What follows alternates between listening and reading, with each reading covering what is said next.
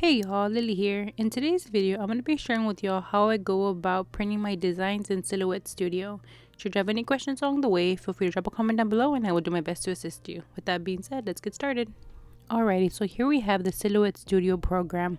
I have the business edition. This one does cost, I believe, $100, but there is a free version. And when I first started sublimating, that's the one that I used to use. So don't worry, if you're just starting, then you can go ahead and just use the free version. So what I like to do is I like to go to the page setup and I like to click on the media size and change it to 8.5 by 11. This is the standard letter size page.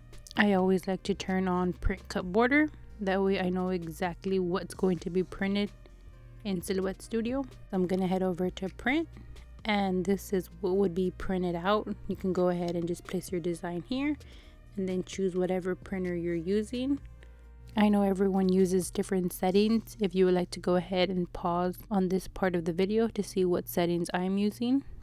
These just work best for me.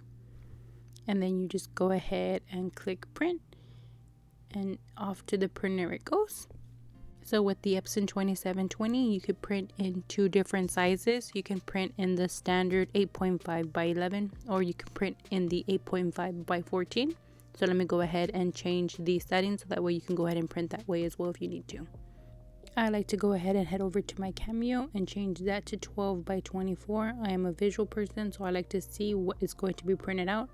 So this is the 12 by 24. So if I were to send my design to the printer, it's only going to print the 8.5 by 11. So I have to go ahead and go adjust the height, which is 14. And if we can see here, it extended it. That's exactly what we needed it to do. But if I were to go ahead and send it to the printer, it would still print out the 8.5 by 11 because I haven't changed my settings in the actual printer software. So let's go ahead and do that. After we change it to the 8.5 by 14, we're just going to go ahead and hit OK. And you're going to see how the print border extends. So now we have this whole page to work with. And then we would just go ahead and put our image inside this little square right here. And then we would just go ahead and head over to File, Print, just like we did with the 8.5 by 11. Follow all the steps exactly the same way. And that's it. That's how I print my designs when I'm using Silhouette Studio. I know there is a bunch of different softwares you can print from, but this is a simple and easy one to use. It is also free, so that's always a plus.